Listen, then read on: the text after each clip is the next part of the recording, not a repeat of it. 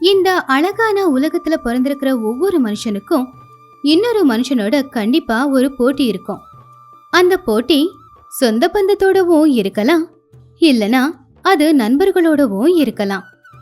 ஆக மொத்த போட்டிங்கிறதே இருக்கும். எந்த சம்பந்தமும் இல்லாம நாம நல்லா இருக்கணும்னு நினைக்கிறவன் தான் நம்மளுடைய நண்பன் ஆவான். நண்பர்கள்ல சில பேர் சின்ன வயசுல நம்ம விளையாட்டுல தான் கூட இருப்பாங்க. ஆனா சில நட்புகள் மட்டும்தான் வாழ்க்கை பூரா நம்ம கூட சேர்ந்து பயணம் செய்வாங்க. இதுல நமக்கு துணையா இருக்கவங்களும் இருப்பாங்க, துணை தேவைப்படும் போது முகத்தை திருப்பிட்டு போறவங்களும் இருப்பாங்க. அதனாலதான் நம்ம முன்னோர்கள் ஒரு வார்த்தைய சொல்லுவாங்க, சொந்த பந்தத்தை கடவுள் தான் கொடுப்பான், ஆனா ஒரு நல்ல நண்பனை நமக்கு நாம தான் சம்பாதிச்சுக்கணும். அப்படி சில நண்பர்கள் வாழ்ந்துகிட்டு இருக்கிற ஊர் தான் இந்த முகுந்தாபுரம் ஊரு. அந்த ஊர்ல இருக்கிற விஸ்வநாதன் அப்படிங்கிற ஆளுக்கு அந்த ஊர்ல நிறைய நண்பர்கள் இருந்தாங்க. ஏன்னா நட்புக்கு அவன் கொடுக்கிற மதிப்பு அந்த அளவுக்கு இருக்கும்.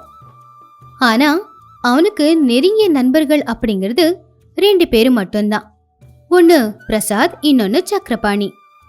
ஒரு நாள் காலையிலேயே விஸ்வநாத் வழியில போய்கிட்டு இருக்கும்போது, என்னப்பா விஸ்வநாதம், காலையிலேயே எங்கேயோ போய்கிட்டு இருக்க?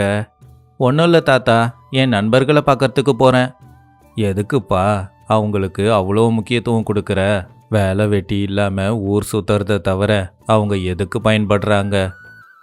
நட்பு அவங்க என்ன செய்கிறாங்கன்னு பார்த்து வராதே தாத்தா. சரிப்பா, நான் சொல்ல வேண்டியதை சொல்லிட்டேன், அப்புறம் உன் விருப்பம் அப்படின்னு சொன்னப்போ விஸ்வநாதன் நடந்துக்கிட்டே அவனுடைய நண்பர்களை பார்க்க போனான். என்னடா விஷு, இவ்வளோ தாமதமாக வந்திருக்க? வீட்டு வேலையெல்லாம் பார்க்க வேண்டாமாடா? வீட்டு வேலையை பார்க்காம ஊர் சுத்தனா அப்பா அம்மா என்ன சொல்லுவாங்க? எனக்கு புதுசாக கல்யாணம் ஆகிருக்கு, பொண்டாட்டி கோச்சிப்பால்ல? ஐயோயோ, கல்யாணம் ஆனதும் உனக்கு பொறுப்பெல்லாம் வந்துடுச்சு போல. இருக்காதாடா பின்ன, இப்போ தான் கல்யாணம் ஆகிருக்கு. அவன் பொண்டாட்டி முன்னாடி ஊர் சுற்றிக்கிட்டு இருந்தா அந்த பொண்ணு என்ன நினைக்கும்? சரி சரிடா, என்ன இருந்தாலும் நீயும் அவனும் ஒன்று தானே, எப்போவுமே நான் வேற தானே. டேய், நட்பில் பெருசு சின்னதுன்னு எதுவும் கிடையாது, நட்பும் ஒன்று தான், நண்பர்களும் ஒன்று தான் அப்படின்னு விஸ்வநாத் சொன்ன உடனே சக்கரபாணியோட முகத்துல ஒரு பொறாம தெரிஞ்சுது. அவன் விஷுவ அப்படியே பார்த்துக்கிட்டு இருந்தான். சரி, இன்னைக்கு நாம என்ன பண்ண போறோம்னு சொல்லுங்க. ஆமா, நம்ம ஊர் பள்ளிக்கூடத்துக்கு போற வழியில முட்செடியெல்லாம் நிறைய வளர்ந்துருக்காமே. பாவம், பசங்களால் அந்த வழியா நடக்கவே முடியலையா. போய் எல்லாத்தையும் வெட்டிடலாம், என்ன சொல்றீங்க? நமக்கு எதுக்குடா இந்த சமூக சேவையெல்லாம்? அதை பார்த்துக்க ஊரில் நிறைய பெரிய மனுஷங்க இருக்காங்க, அவங்க பார்த்துப்பாங்க. அப்படி சொல்லாதடா, அது நாம் படித்த பள்ளிக்கூடம், நாம் தானே எல்லாம் பண்ணணும். நாளைக்கு நம்ம பிள்ளைங்க அங்கே படித்தாலும் இப்படி தான் சொல்லுவியா? அங்கே படிக்கிறவங்க எல்லாருமே நம்ம ஊர் பசங்க தானடா, பண்ணால் என்ன தப்பு? சரி, உங்கள் விருப்பம், எனக்கு வேறு வேலை இருக்குது, நான் போகிறேன். அதுக்கப்புறம் விஷுவும் பிரசாதும் சேர்ந்து பள்ளிக்கூடத்துல எல்லாத்தையுமே சுத்தம் செய்ய ஆரம்பிச்சாங்க. அதுக்கப்புறமா ஒரு நாள் சக்கரபாணியோட வீட்டுல சக்கரபாணி வெளியிருந்து வீட்டுக்குள்ள வரும்போது அவனோட அப்பா ரங்கையா பார்த்து, வாங்க வாங்க, பாவம் நாள் முழுக்க கஷ்டப்பட்டுட்டு வந்திருக்காரு ஐயா. போங்க, போய் நல்லா சாப்பிடுங்க.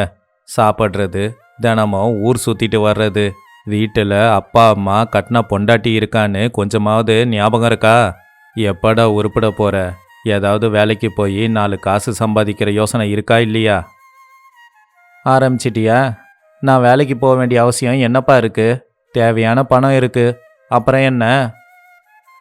உக்காந்து சாப்பிட்டா எப்பேற்பட்ட சொத்தும் கரைஞ்சிடும்டா.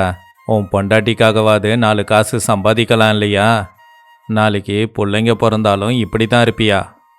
ஆமாம், இப்படி தான் இருப்பேன். இது இப்படி இருக்கும்போது அந்த ஊருக்குள்ள இருந்த பள்ளிக்கூடத்துல சுதந்திர நாள் விழா நடந்துகிட்டு இருந்துச்சு. அப்போ ஊரோட தலைவர் வெங்கடரத்னம் பேசிக்கிட்டு இருந்தாரு. அப்போ பள்ளிக்கூடத்துக்கு பிரசாத், விஷு, சக்கரபாணியும் வந்தாங்க.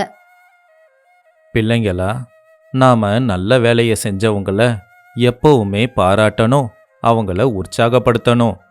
அதனால தான் நம்ம பள்ளிக்கூடத்து பாதையை இவ்வளவு அழகா சுத்தம் பண்ணி கொடுத்த விஸ்வநாதனையும் பிரசாதையும் நாம் எல்லாரும் பாராட்டணும். அப்படின்னு 2 பேரையுமே பக்கத்துல கூப்பிட்டு அவங்களுக்கு மாலையையும் போட்டு 2 பேரையுமே கௌரவப்படுத்தினாங்க. அங்க இருக்கிற எல்லாரும் கையை தட்டி பாராட்டினாங்க. இதை எல்லாத்தையும் பார்த்துக்கிட்டு இருந்த சக்கரபாணிக்கு ஊஜனங்க மத்தியில அவங்க 2 பேருக்கும் இருக்கிற நல்ல பேரை பார்த்து மெதுவா அவனுக்குள்ள ஒரு பொறாமையும் எழுந்துச்சு. மாலையை கழுத்துமா வீட்டுக்கு வந்திருக்கிற பையனை பார்த்து அவனுடைய அப்பா, என்னப்பா விஷு, யார் போட்ட மாலை இது? நானும் பிரசாதம் சேர்ந்து நம்ம பள்ளிக்கூடத்து பாதையில் இருக்கிற முட்செடியெல்லாம் வெட்டணும்னு சொல்லி நம்ம ஊர் தலைவர் வெங்கட்ரத்தனம் இருக்காருல்ல, அவர் எல்லார் முன்னாடியும் எங்களுக்கு மாலை போட்டு மரியாதை பண்ணாரு. அப்படியா? ரொம்ப சந்தோஷமா இருக்குப்பா. 4 பேருக்கு பயன்படுற நல்ல வேலை செஞ்சிருக்க. இதே மாதிரி 4 பேருக்கு பயன்படுற வேலைங்களை நாம செஞ்சா நமக்கும் எல்லாம் நல்லபடியா நடக்கும். அங்கேயே இருக்கிற விஷுவோட பொண்டாட்டி உஷா விஷுவை பார்த்து, எனக்கு ரொம்ப சந்தோஷமா இருக்குங்க. உங்கள மாதிரி ஒருத்தருக்கு பொண்டாட்டியா இருக்க நான் தான் கொடுத்து வச்சிருக்கணும்.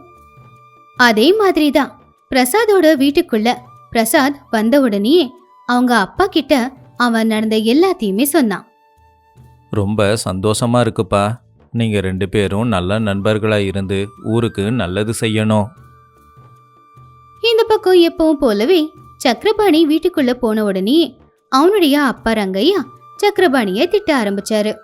டேய், நீ பணம் சம்பாதிக்கலனாலும் பரவாயில்ல, உன் நண்பர்களை பார்த்து நல்ல குணத்தையாவது கற்றுக்கலாம். இல்லை, எல்லாருக்கும் பயன்படுற மாதிரி நல்ல வேலையை செஞ்சு கொஞ்சம் நல்ல பேரையாவது வாங்கிக்கோ. ஆனால் எனக்கு இருக்கிற நல்ல பேரை கெடுத்துடாத. ஆ, சரி சரி, பார்க்கலாம். எதுக்குங்க மாமா கிட்ட எப்பவுமே திட்டு வாங்கிட்டே இருக்கீங்க? ஏதாவது வேலைக்கு போலாம்ல? என்னடி, எங்கள் அப்பா தான் அப்படி இருக்காருன்னு பார்த்தா நீயும் அதிகமாக பேசுகிற. வாயை மூடு. வேலை வெட்டி இல்லைனாலும் இந்த கோவத்துக்கு மட்டும் எந்த குறைச்சலும் இல்ல.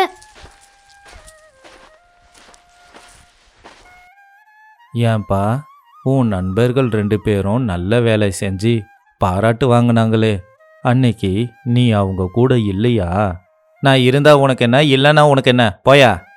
இந்த விஷுவால வீட்டில் எனக்கு கெட்ட பேர், ஊருக்குள்ளேயும் எனக்கு மரியாதை இல்லை.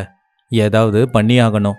இல்லைன்னா இவனால் இன்னும் எவ்வளோ அவமானம் எனக்கு வரப்போதோ என்னமோ. செய்யறேன், ஏதாவது செய்யறேன்.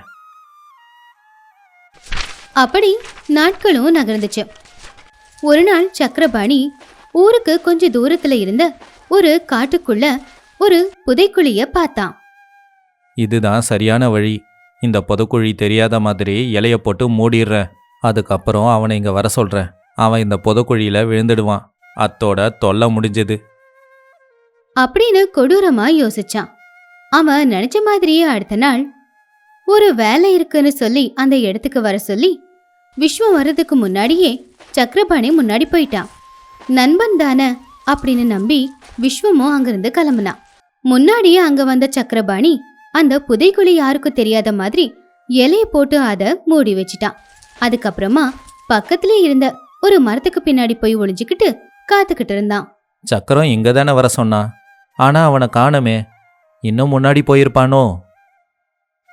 வாடா வா, இன்னும் கொஞ்சம் முன்னாடி வா, புதைக்குழியில் விழுந்துடுவ.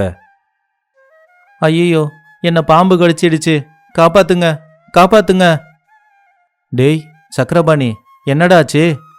விஸ்வம், என்னை பாம்பு கடிச்சிடுச்சுடா, காப்பாத்துடா.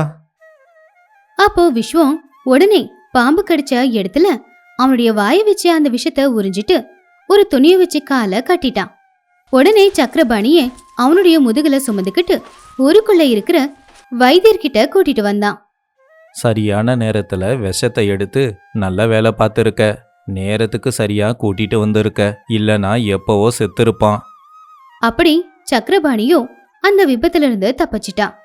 அடுத்த நாள் காலையில சக்கரபாணி விஸ்வத்தை பார்க்க வீட்டுக்கு போனான். டேய் விஸ்வம், உண்மையிலேயே நட்புக்கு மதிப்பு கொடுக்கிற நல்ல நண்பன்டா நீ. நான் உனக்கு கெடுதல் பண்ண நினச்சேன், ஆனால் அந்த கடவுள் எனக்கு தண்டனையை கொடுத்துட்டாரு. நீ எனக்காக உன் உயிரை பணைய வச்சு என்னை காப்பாற்றியிருக்க. உண்மையான நட்புக்கு அர்த்தம் இப்போதான் புரியுது. ஆபத்தில் உதவி செய்கிறவன் தான் உண்மையான நண்பன்னு புரிஞ்சுக்கிட்டேன். உன்னை இது வரைக்கும் நான் தப்பாக தான் நினச்சிக்கிட்டு இருந்தேன். என்னை மன்னிச்சிடுடா. டேய் என்னடா இது, மன்னிப்பெல்லாம் கேட்காத. அப்பவும் இப்போவும் நாம நல்ல நண்பர்கள் தான். இந்த விஷயத்தை தெரிஞ்சுக்கிட்டு ஊஜனங்க அத்தனை பேரும் விஸ்வத்தை நீதான் ஒரு நல்ல நண்பன் அப்படின்னு சொன்னாங்க. இந்த கதையை கேட்டீங்கல்ல, உங்களுக்கு இந்த கதை பார்த்ததுக்கு அப்புறம் என்ன தோணுச்சுன்றத சொல்லுங்க. அப்படியே உங்களுடைய உண்மையான நண்பன் யாருங்கிறதையும் சொல்லுங்க.